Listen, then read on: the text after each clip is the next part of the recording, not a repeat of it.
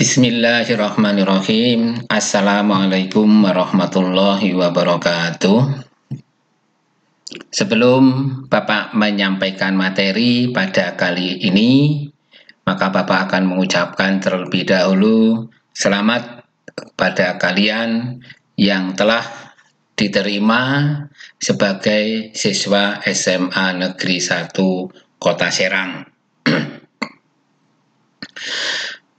Bapak pada kali ini akan menyampaikan materi mengenai wawasan wiyata mandala. Sebelum Bapak memberikan materi berikut, akan Bapak sampaikan dulu apa sih tujuannya setelah materi ini selesai Bapak sampaikan. Tujuannya adalah satu, agar siswa memahami arti dan fungsi sekolah. Yang kedua, siswa menghayati dan dapat berperan aktif di dalam peningkatan fungsi sekolah. Dan yang ketiga, siswa memahami arti dan makna dari wawasan wiyata mandala. Ada 3 tujuan yang harus kalian pahami setelah materi ini selesai Bapak sampaikan. Nah, yang pertama, apa sih fungsi sekolah? Sekolah sebagai lingkungan pendidikan berfungsi untuk mendidik, mengajar, dan melatih. Dengan demikian, sekolah hendaknya tidak digunakan untuk kegiatan-kegiatan di luar tujuan pendidikan. Jadi, di dalam sekolah itu, kalau hanya istilahnya mentransfer ilmu atau mengajar saja, maka tidak hanya itu. Tetapi di situ ada kegiatan mendidik dan melatih. Kalau hanya sifatnya hanya mentransfer ilmu atau hanya menyampaikan materi, kalian sebenarnya sudah lebih pinter. Karena apa? Karena dalam era komunikasi, era internet semacam sekarang ini, kalian bisa juga mencari ilmu dari nanya ke Mbah Google misalnya. Itu kalau hanya sifatnya mentransfer ilmu. Tetapi untuk kegiatan mendidik dan melatih itu kan harus ada peran guru di situ. Maka di situ peran sekolah ada di situ. Nah, pada apa itu namanya COVID seperti sekarang ini, maka kegiatan daring ada beberapa permasalahan mendasar yang tidak tersampaikan, kegiatan mendidik dan melatih. Maka mari kita berdoa mudah-mudahan kegiatan daring ini segera berakhir, kondisi COVID segera virusnya hilang, kita bisa bertatap muka secara langsung, sehingga fungsi sekolah bisa berfungsi dengan optimum. Ada mendidik, ada mengajar, dan ada melatih. Nah, bagaimana peran siswa dalam wilayah mandala? Ada beberapa kondisi yang diharapkan, yaitu adalah pengembangan kepribadian untuk mempertebal keimanan dan ketakwaan terhadap Tuhan Yang Maha Esa. Itu kondisi yang diharapkan. Kemudian yang kedua, pembinaan dan pengembangan logika. Ada keterampilan, ada teknologi. Sedangkan yang ketiga, mampu, dan berani melakukan perubahan untuk menyongsong masa depan yang cerah dengan belajar yang sungguh-sungguh. Nah, pesan Bapak begini, kalian sudah diterima di SMA Negeri 1 Kota Serang. Yang kata masyarakat di wilayah sekitar Banten dan sekitarnya, Serang, Cilegon, Lebak, Pandeglang, dan seterusnya, katanya SMA Negeri 1 merupakan sekolah favorit. Tetapi kefavoritan sekolah ini tidak akan bisa berlangsung lama kalau kalian tidak belajar sungguh-sungguh. Kalau input outputnya kurang, juga nanti lama-lama sekolah favorit akan bergeser. Maka karena kalian udah berjuang dengan mati-matian masuk ke SMA 1, maka kalian harus belajar dengan sungguh-sungguh. Biar apa? Biar nanti outputnya juga bagus. Kalau outputnya bagus, maka sebutan sekolah favorit ya masih ada di SMA Negeri 1 Kota Serang. Tapi kalau kalian tidak belajar dengan sungguh-sungguh ya nggak ada fungsinya. Udah cuma bangga dengan label SMA 1, tapi kalian tidak belajar dengan sungguh-sungguh. Maka harapan Bapak adalah begitu kalian diterima di SMA 1 karena itu merupakan cita-cita kalian mungkin, dan cita-cita orang tua kalian mungkin, maka kalian harus belajar dengan sungguh-sungguh dengan harapan nanti kalian bisa akan melanjutkan ke perguruan jenjang yang lebih tinggi. Nah, untuk pelajar ideal itu yang bagaimana? Untuk pelajar yang ideal itu harus satu, terdidik dengan baik. Agar terdidik dengan baik, maka sebenarnya kita perlu adanya kegiatan tatap muka, kegiatan belajar mengajar. Ini agak terhambat dengan adanya sistem daring seperti ini akibat dari virus corona yang tidak segera hilang.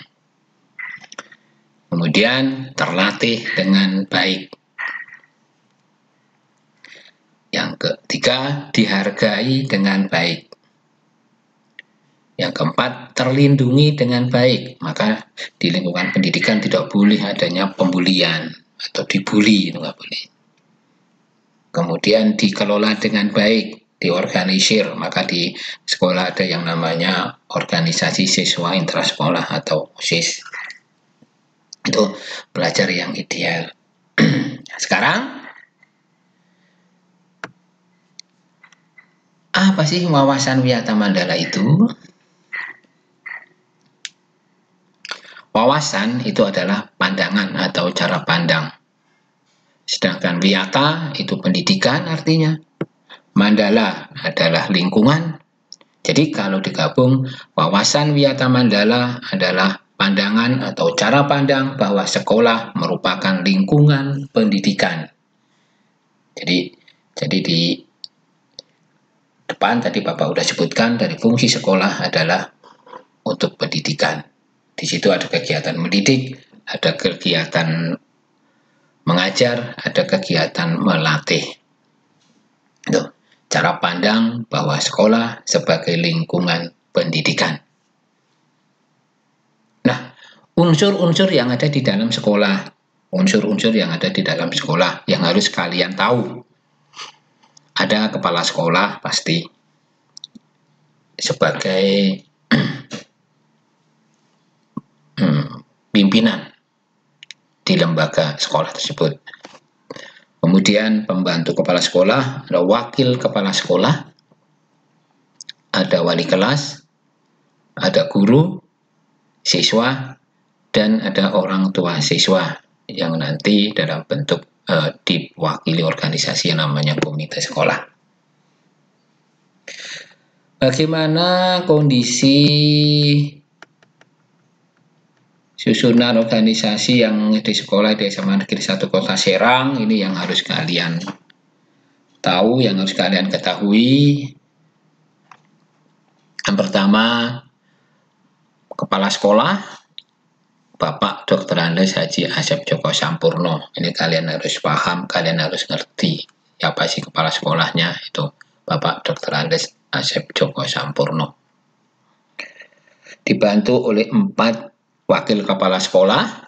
1, urusan bidang kurikulum oleh Bapak Dr. Andes Fitri Sulistyo Pranoto. Ini berhubungan atau berkaitan dengan jadwal kegiatan belajar mengajar, jadwal pelaksanaan ulangan umum, jadwal ujian tengah semester atau penilaian tengah semester. Itu berkaitan dengan bidang kurikulum. Ya, kalau misalnya di kurikulum 2013 ada lintas minat, ada peminatan, itu ada di bidang kurikulum. Sehingga kalian harus paham juga. Kemudian yang kedua, ada wakil kepala sekolah urusan kesiswaan. Ini oleh Bapak Dr. Andes Agus Dahyar. Kalian pasti berhubungan erat sekali berkaitan dengan wakil kesiswaan karena ini langsung berhubungan dengan kalian. Di dalam bidang kesiswaan nanti ada pembina OSIS. Nanti khusus yang membidangi bidang OSIS. Yang ketiga adalah sarana prasarana. Ini dipegang oleh Bapak Almasis SPD. Ini yang berkaitan dengan sarana prasarana yang ada di sekolah. Jadi kalau misalnya kalian nanti masuk kelas, ada kekurangan bangku, ada kekurangan meja, ada kekurangan papan tulis, mungkin tidak ada. Nah, silahkan kalian berkomunikasi dengan Bapak Almasis. Kemudian yang keempat, hubungan masyarakat. Ada hubungan intern dan ekstern, hubungan yang keluar dengan sekolah, dan ada hubungan dengan di dalam lingkungan sekolah. Itu saya sendiri, Bapak Mustafa. Itu beberapa 4 wakil kepala sekolah yang membantu kepala sekolah sesuai dengan bidangnya. Nah, karena pembelajaran sistem daring ini menyebabkan kalian mungkin tidak bisa atau belum bisa datang ke sekolah, atau mungkin pada saat daftar ulang belum sempat melihat bagaimana kondisi lingkungan sekolah. Ini akan Bapak sampaikan beberapa foto-foto yang berkaitan dengan di sekolah. Nah, di sini ada ruang kepala sekolah. Jadi ruang kepala sekolah ini posisinya kalau kalian masuk gerbang sekolah itu ada di sebelah kiri. Jadi kalian masuk sebelah kiri, ada ruang kepala sekolah.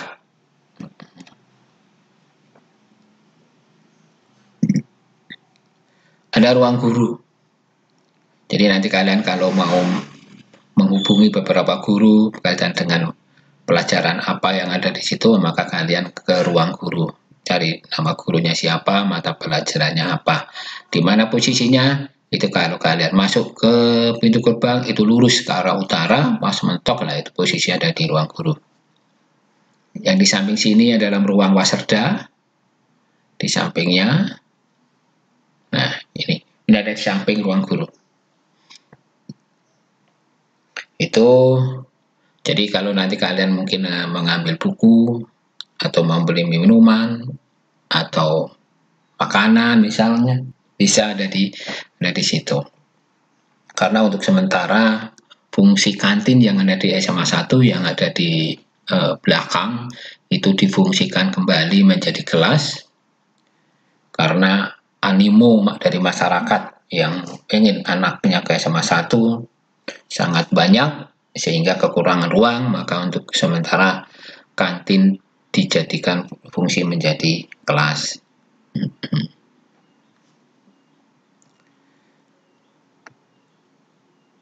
Ruangan berikutnya adalah ruangan tata usaha. Ada di mana ini? Ini ada di sebelah kanan dari pintu gerbang masuk. Jadi kalian masuk ke pintu gerbang itu akan, kemudian kalau ke kepala sekolah kiri itu ke kanan. Itu ruang tata usaha. Untuk apa? Kalian juga akan berhubungan dengan ruang tata usaha nanti. Jadi kalian kalau yang memerlukan surat keterangan masih sekolah misalnya, surat keterangan yang berkaitan dengan kalian yang butuhkan, persuratan, maka itu ada di ruang tata usaha. Untuk sementara kepala ruang tata usaha itu Bu Neni. Kemudian ruang aula SMA Negeri 1 Kota Serang. Aula SMA Negeri Kota Serang berada di lantai 2. Jadi kalian posisinya di lantai 2 di atas ruang guru. Jadi kalau kalian nanti masuk ke pintu gerbang, lihat ke utara lurus ke lantai 2, maka disitulah posisi daripada aula SMA Negeri 1 Kota Serang.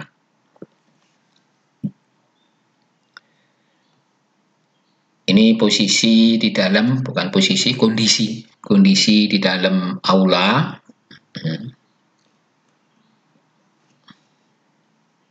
Masih baru, lagi barusan ada renovasi. Di belakang di samping aula ada musola. Ini juga kondisinya masih baru. Ada musola di atas. Cuman kalau untuk menampung seluruh siswa untuk beribadah, terutama pada sholat zuhur, kalau semuanya ini tidak mencukupi, maka biasanya untuk yang kakak-kakak kelas kalian yang sudah kelas 11 dan 12, mereka pada sholat di ruang kelas, pada bawah sajadah di ruang kelas, atau kalau yang tidak di ruang kelas juga ada yang sholat di masjid yang ada di Polres Serang. Cuman pesan Bapak, kalian harus hati-hati kalau sholat di Polres, di masjid yang ada di Polres Serang, karena harus menyeberang jalan, harus hati-hati. Ini musola putri, posisinya ada di belakang, tentu di belakang musola ya tadi, yang pas berdampingan dengan aula. Terus di mana tempat wudhu? Posisi tempat wudhu ada di bawah ada di bawah musola nih, ada di bawahnya nih. Di bawahnya. Ini tempat wudhu untuk putri. Kemudian untuk tempat wudhu yang laki-laki banyak ada di sekitar lapangan basket, sama ada di samping ruang guru yang di sebelah timur, atau ada keran-keran yang ada di samping-samping di luar ruang kelas, itu juga ada untuk tempat wudhu.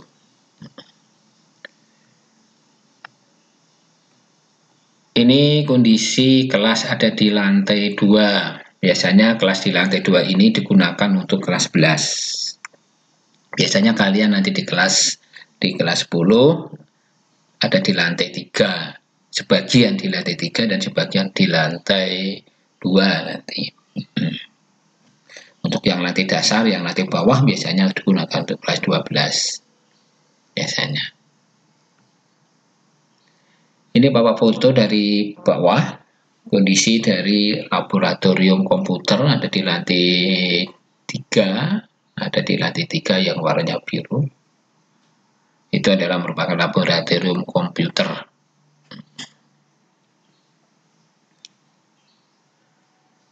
Ini di lantai 2, di sini ada perpustakaan, di sini tadi ruang kepala sekolah, kemudian di sebelah sini ada ruang TU, Ini pintu gerbang dari depan. Tuh. Kemudian, nah ini perpustakaan ada di lantai 2. Jadi nanti kalau kalian mau belajar, mau minjam buku, mau belajar sambil nyantai, silahkan ke perpustakaan. Adanya di lantai 2.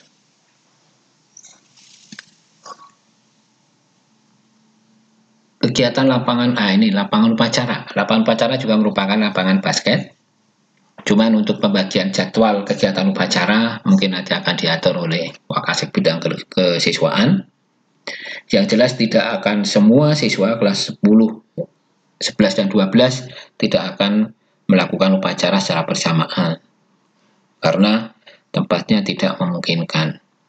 Biasanya nanti akan dijadwal minggu pertama misalnya kelas 10, minggu kedua kelas 11, minggu ketiga kelas 12, atau dibalik mungkin minggu pertama kelas 12, minggu kedua kelas 11, minggu ketiga kelas 10. Ya, jelas nanti kegiatan upacara bendera tidak akan dilaksanakan secara bersama-sama semua tingkatan, tapi akan per tingkatan. Itu berkaitan dengan kegiatan upacara. Nah, ini secara diambil dari depan, ini yang paling depan ini adalah ruang aula yang disebutkan tadi. Ruang aula, di samping sebelah sini ada musola, di bawah ruang guru ada ruang guru di bawah, kemudian di samping ruang guru, kalau sebelah kanan ini ada waseda, maka di sebelah kiri ada ruang BB. Jadi nanti kalian kalau sudah kelas 12 biasanya akan sangat intensif sekali untuk berkonsultasi dengan Bapak Ibu guru yang berkaitan dengan bimbingan konseling, bimbingan penyuluhan. Kenapa? Karena untuk jenjang untuk melanjutkan ke perguruan tinggi pasti kalian akan berkaitan dengan perlu berkonsultasi dengan Bapak Ibu guru bimbingan konseling. Jadi jangan punya anggapan bahwa kalau dipanggil BB itu hanya siswa yang bermasalah. Jadi kalau dipanggil BB karena takut nanti ada masalah apa. Kalau untuk anak-anak SMA 1 bukan gurunya yang manggil, kalau sudah kelas 12 biasanya siswanya yang ngantri. Kadang-kadang Bapak Ibu guru di BB itu sampai maghrib baru selesai konsultasinya. Itu. Nah, demikianlah yang Bapak sampaikan materi tentang wawasan Wiyata Mandala. Mudah-mudahan bermanfaat.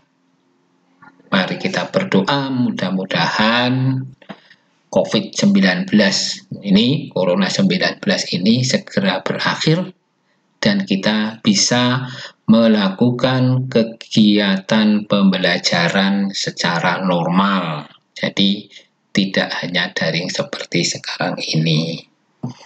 Dari Bapak cukup sekian. Assalamualaikum warahmatullahi wabarakatuh.